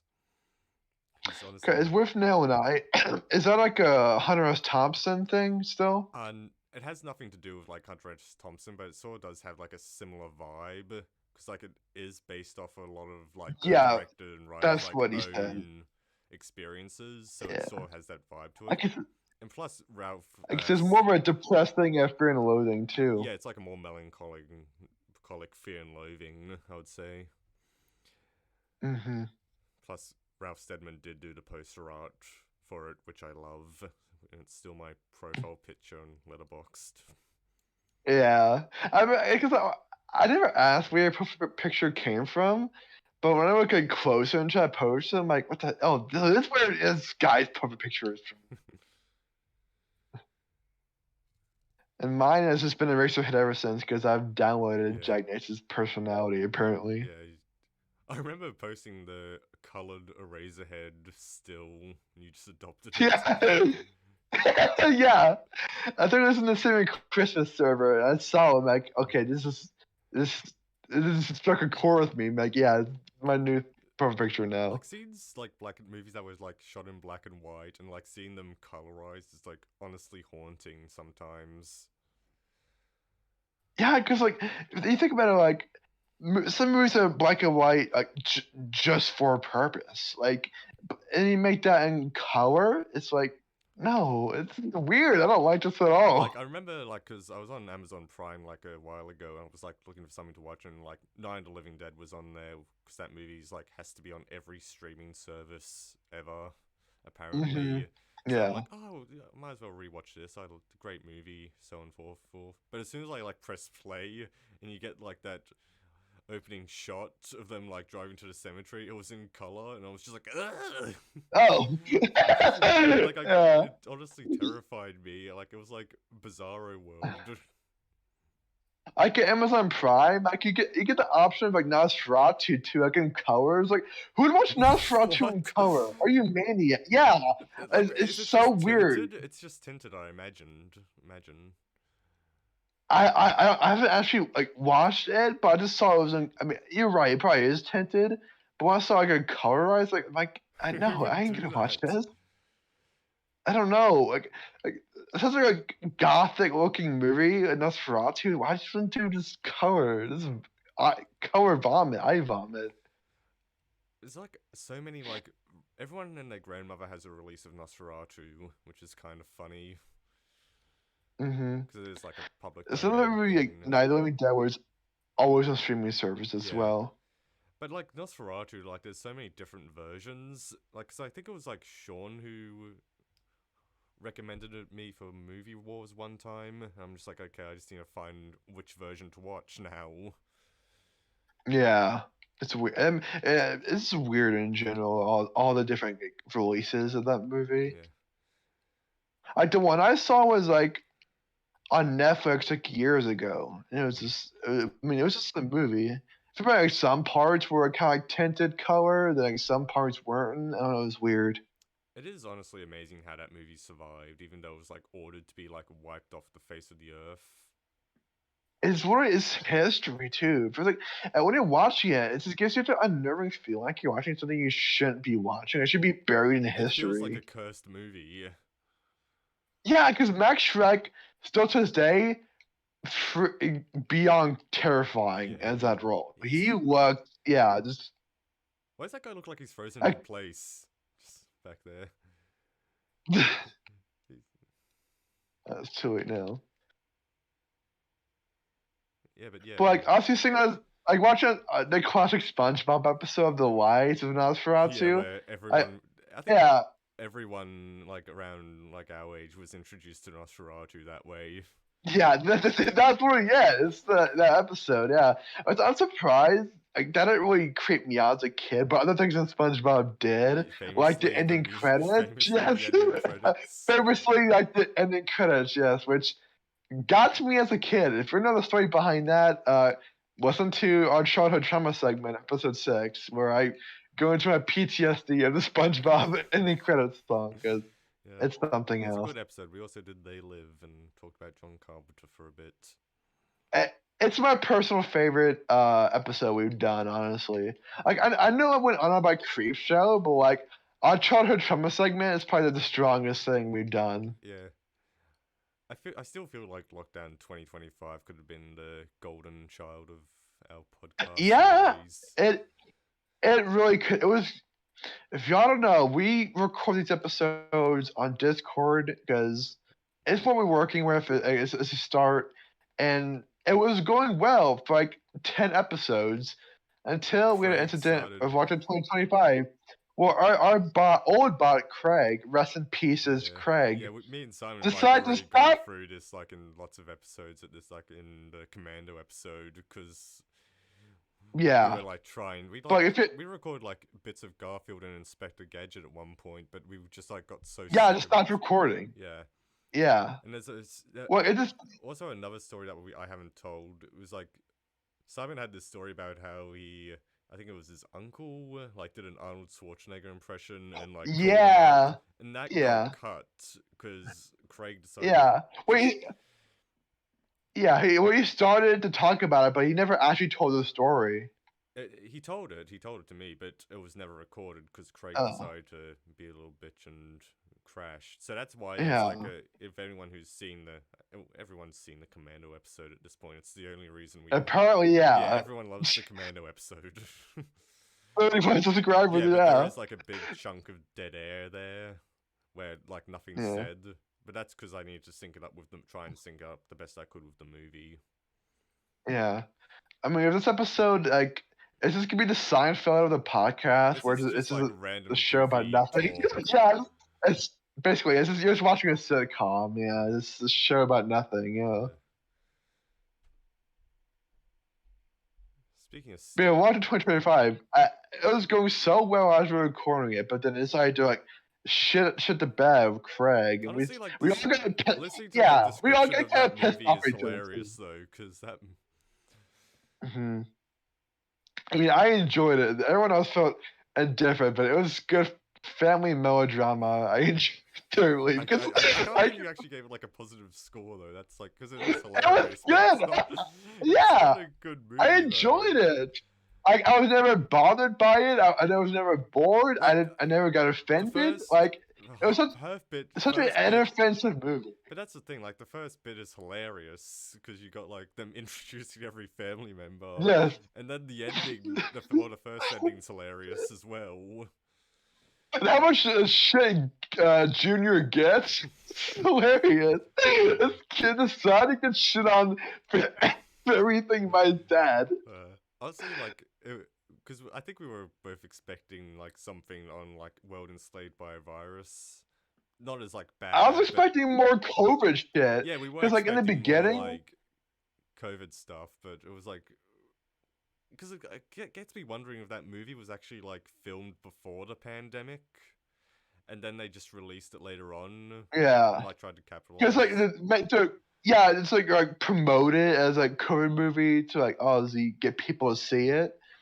It's like Like, I would still say it's better than what's the Corona and all that. it is better, legit better than Corona. Because Corona's like way But- more like gross.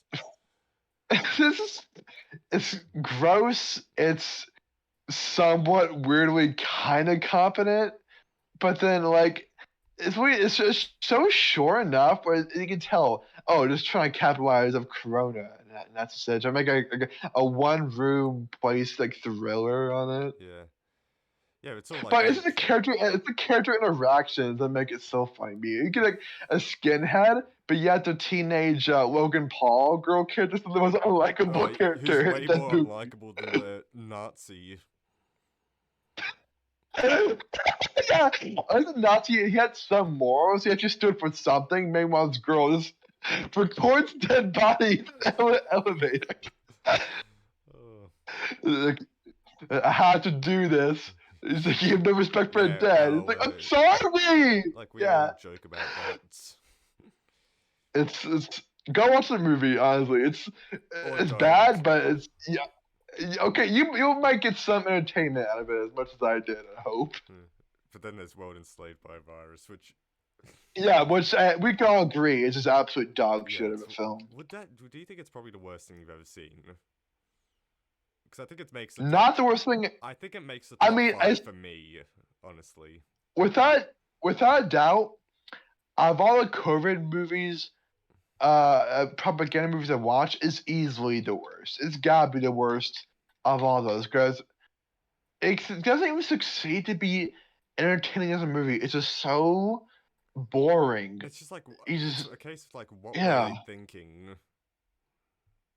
Well, looking at you have to take into consideration the morals of the Wesley Brothers side is like.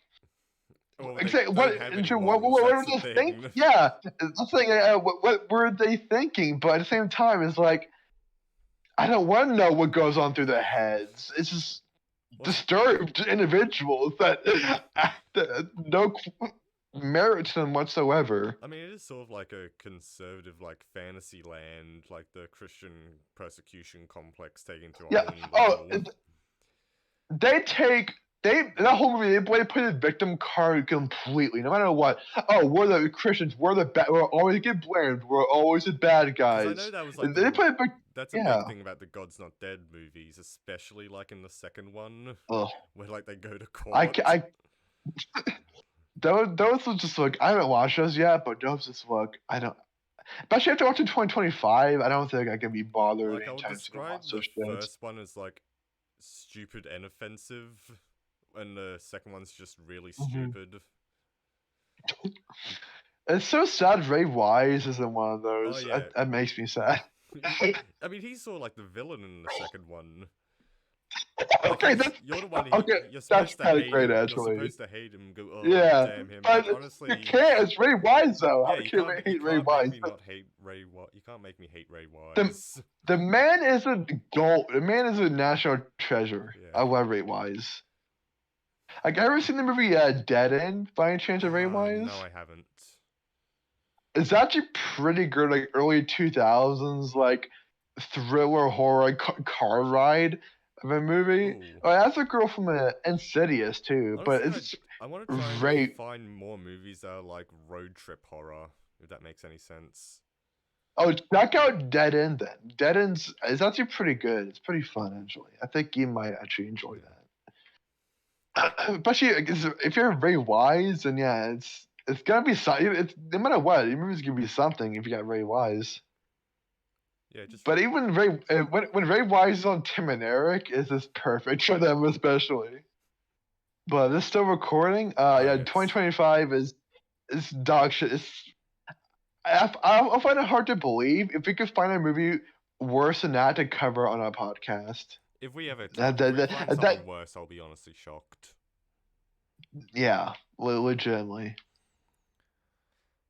I do like how the movie though, like it ends the way we all wanted it to end. Yeah, that's the Which, weird thing. Like, we spoiler, like brought up yeah. because like we quick because yeah, spoiler. I guess he dies, and they turn. Yeah, but if don't watch it either way. But yes, he does indeed die. Joshua Wesley, okay, the Simon Dickless dies at the end. Yeah, but the weird thing is, like, we brought this up in our like review, how he just like there's no scene of like all the Christians rising up and like praying. They just lose. No. They didn't This is win. Like the whole movie, they just go like full bitch mode. Just put a victim card. That's all they do the whole movie. Is we're the bad guys, we're the victims, Yeah, no we're matter the what. victims of this oppressive regime. And that's kind of essentially the propaganda of the movies. Like the Christians are always the bad guys, basically. Yeah, they're always wronged by society. Ugh. Just go listen to our episode now if you're interested. Just I've full thoughts on it, but yeah, ugh. if you want to, it's a good episode Yeah. by the way. Very good episode. Yeah, that's like episode 3 is our third one, which even though I don't forgive you for wrecking that movie to the podcast still, but like we did get good content out of it though. Yeah, like, part of the reason why I recommended it was because I just wanted to get back at Simon for making me watch the God's Not Dead movies.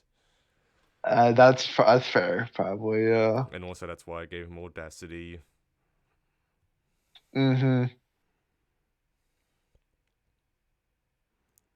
Honestly, not sure how you would react to that because it does have like Saving Christmas-esque moments in it, but it's also way more gross and hateful.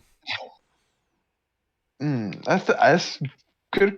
I might, yeah, good chance of me actually liking it, but I'm not gonna have the same passion for it as I have with Saving Christmas, most likely. But like, if I enjoyed at least to the extent of Corona, then I'll take that, I guess.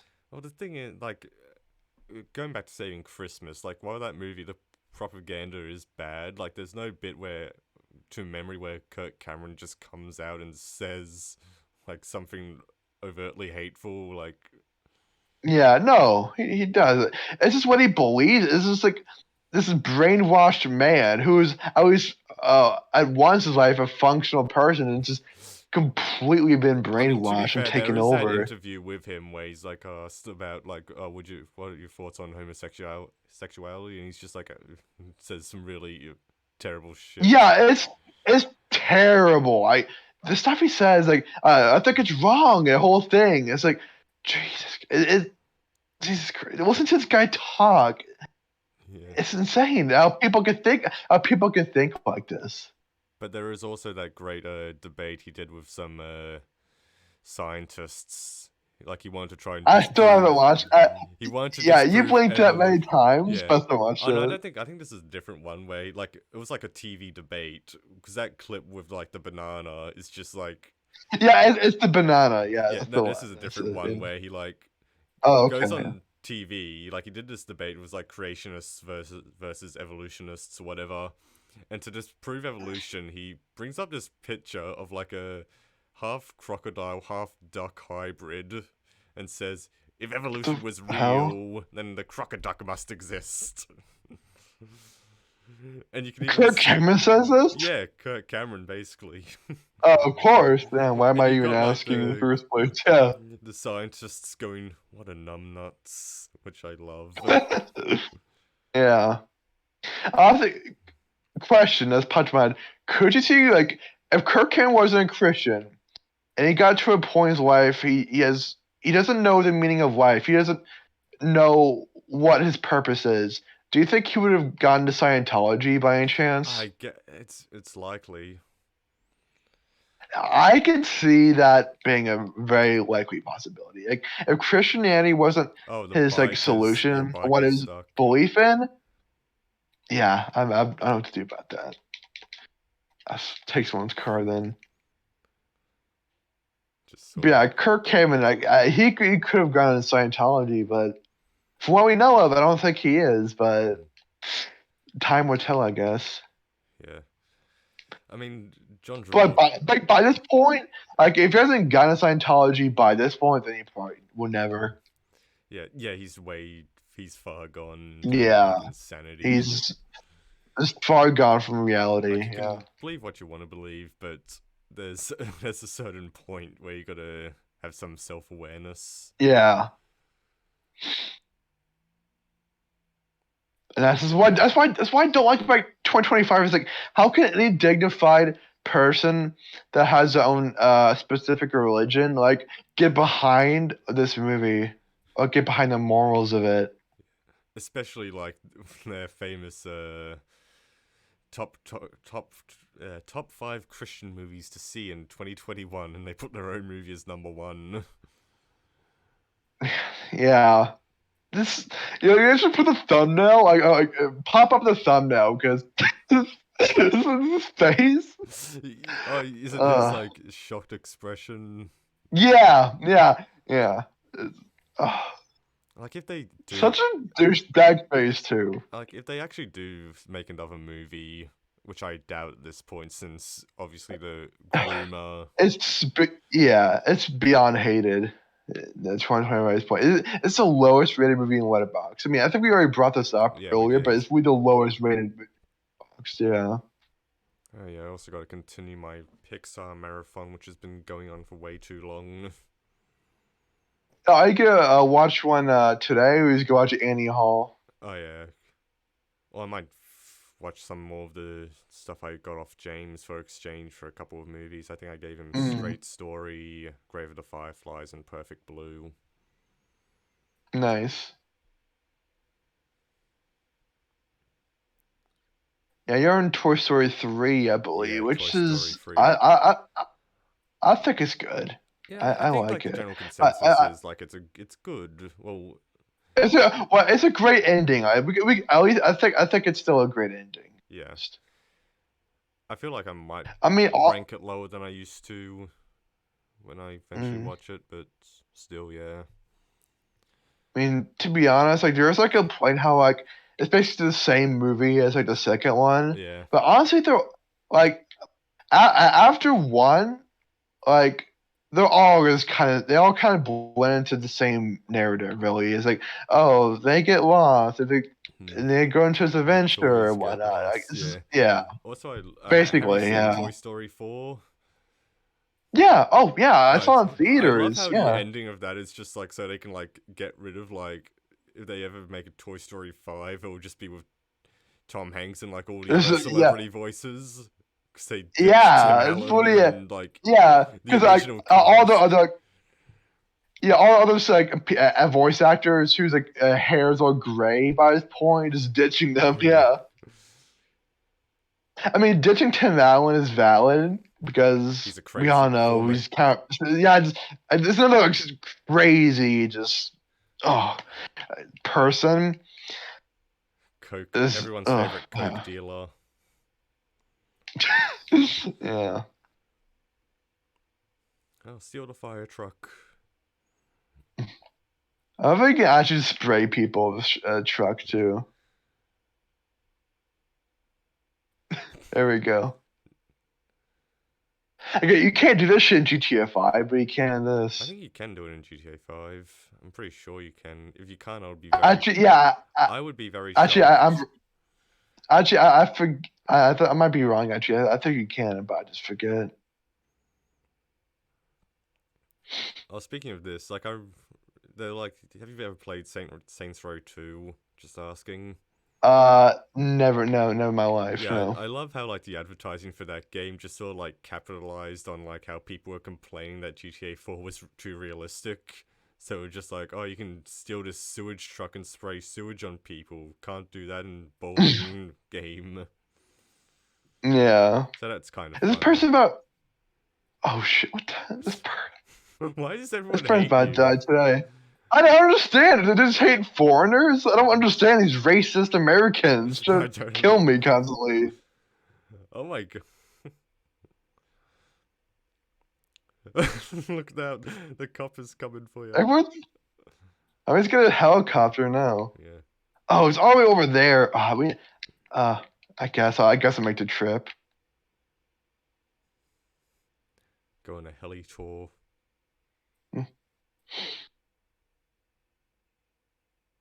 And if I ever go through directors, I made the same wheel I used for Movie Wars when I had to pick the contestants for that. Like I do sometimes when I Yeah. think I might ditch I the was wheel eventually.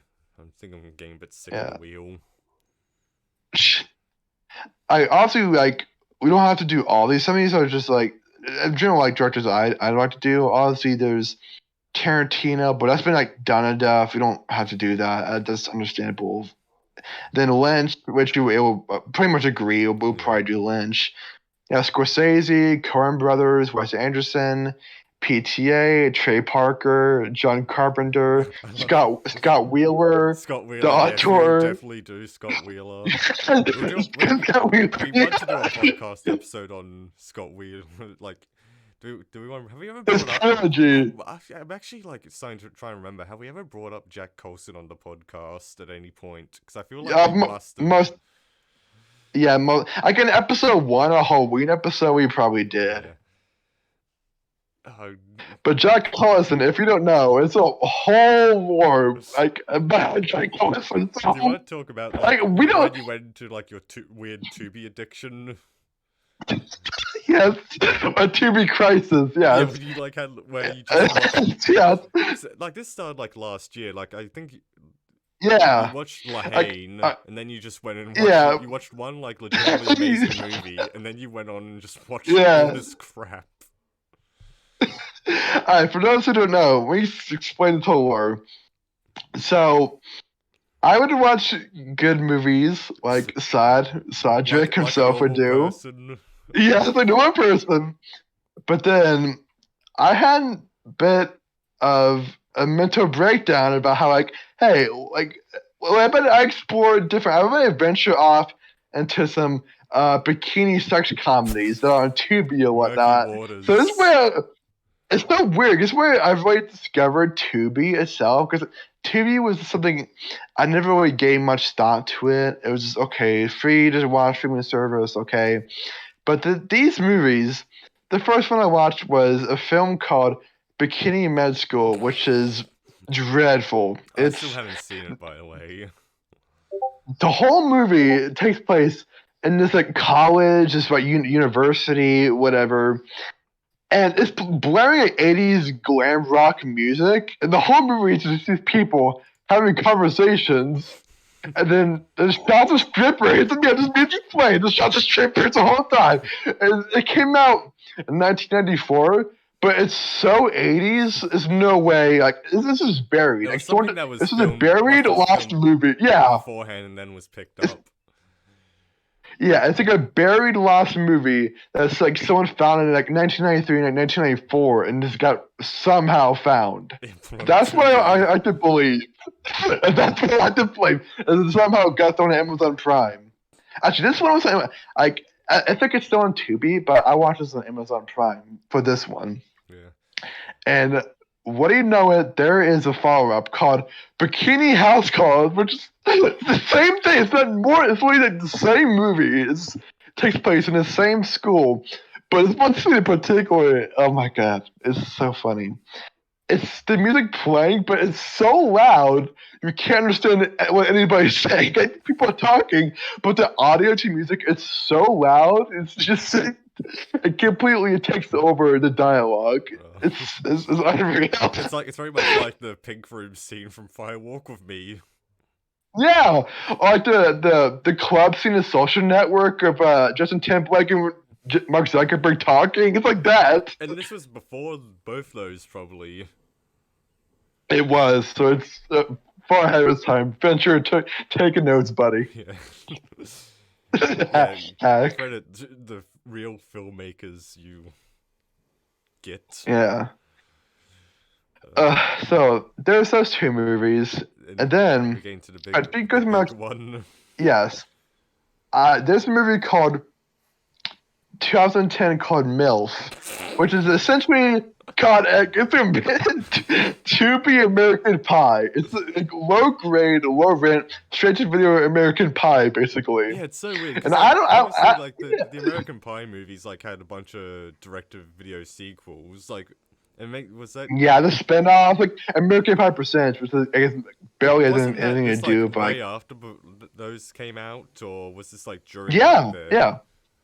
Okay. Like American Pie is obviously such a product of its time still, and then obviously a sequel happened, and then like the American Wedding movie came out. Then like, a bunch of like, straight to video spin-off movies came up, which I haven't seen still. Only seen the first American Pie, Gonna get but onto it eventually. they look like the Tubi movies that I watch, but like before, like the Scott Wheeler and Jack Collison came along. Those tours, the golden boys of the TV sex yeah. genre. So, do you want to briefly describe MILF? Oh yeah, hold on. We drink some water because I'm dehydrated. Yeah, you're gonna need to. Yeah, up for this. Like, explaining this whole lore behind the Tubi sex comedies, it takes a lot out of me. Because this is a mentally draining marathon. I can't describe to you what I felt when watching these movies. The amount of pain I went through. My energy is drained when watching these movies. In particular, Sex Pot, which like I think it's the last time I watched them. Like I mentally checked out after Sex Pot. Like I can't do this anymore. Yeah. But MILF, the movie starts off with, Simon describes it best, which makes me laugh so hard to this day, but like, it starts off with Jack Collison walking around some college campus, looking at girl's ass and stuff, like, oh, we're going to painting. You gotta describe who Jack Collison is first. Oh, that's true. James. Oh, perfect, James. Oh, James is just in time. Yeah. Oh, great, just in time. Recording, I think. Yeah, we're still recording. Yeah, we're still going. We're still on the air. This is just going to be like random bits stitched together, probably. Yeah. We get a picture of Jack Collison because he needs to show this beautiful man to the audience. I found a real cute picture of him, man. I'm gonna post real quick. I'm probably going to end up filming the Discord server as well, so I might have to blank a few things out. Yep, there he is.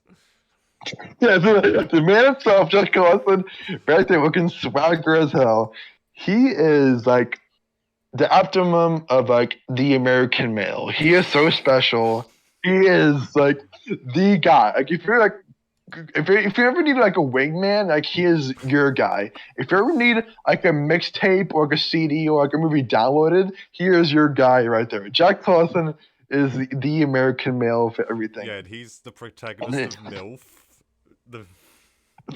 Yeah, it's kind of weird that it came along too, because I watched MILF, which was MILF. It's exactly what you expect. It's American Bible MILF. But then I saw another movie called All American Bikini Car Wash, which indeed star your boy Jack Collison yet again. Yeah, but this. And I watched another movie called. We're gonna focus on MILF first, because that's the first in the trilogy. Mm-hmm. And then a celebrity sex tape, which starred, what do you guess, Jack Collison again. It got to a point like I recognize this guy now. He stands out to me. He's everywhere. Like, no matter what movie I watch, Jack Collison is in it. Believe it or not. He's the Robert De So Niro it got to a point where he just stands out. Yeah, no matter what I watch, like he's the guy always there. I think I need to expand my Tubi bikini movie knowledge. You catch up. You got some serious catching up to do. Yes. To get with us, there's plenty you're missing out on. These films have a large following, like this one, Bikini Med School. 44 people have seen it. I mean, that's a huge number right 56? there. You're 56 actually, but yes, it's a great accomplishment. Yeah. I'm very astounded. Yeah, but MILF is yes. MILF, yeah, 2010. It's a classic right there. Like out of like all those like movies, like MILF is the one that sticks with you. Yeah, I don't get to. That's a weird friend too, which is such a The weird friend in that movie yeah. changes like the whole tone of the movie.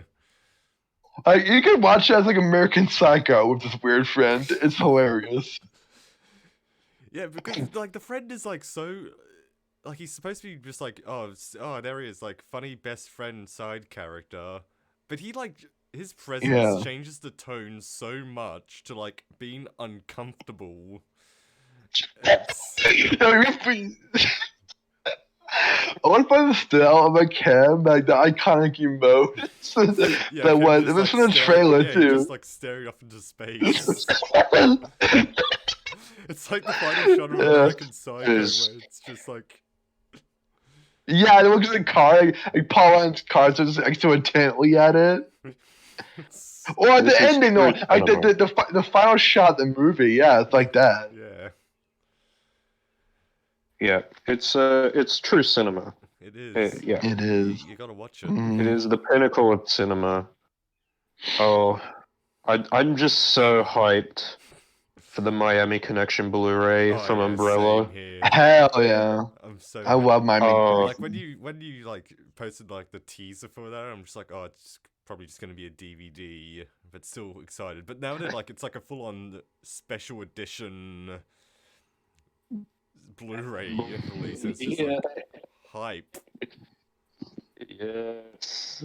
I am hyped beyond belief. I pre-ordered that shit, getting it with t-shirt and a poster It's got and the soundtrack on CD. The soundtrack on CD, that's what I'm most looking forward to. 'Cause Friends now I can play forever. Friends Forever in my car while I'm driving to work. I mean, that's just yeah, you pull up, an Yeah. achievement. you pull up, in, and it's just like Dragon dragons Force, and- brother. when you pull up blasting dragon sound, people would recognize you as a man of culture. I am a man of yeah. culture, yes. I will play that shit as loud as I want and blast it out of my car. Yes, a friend. Yeah, all to hear. Yeah. Friend to all.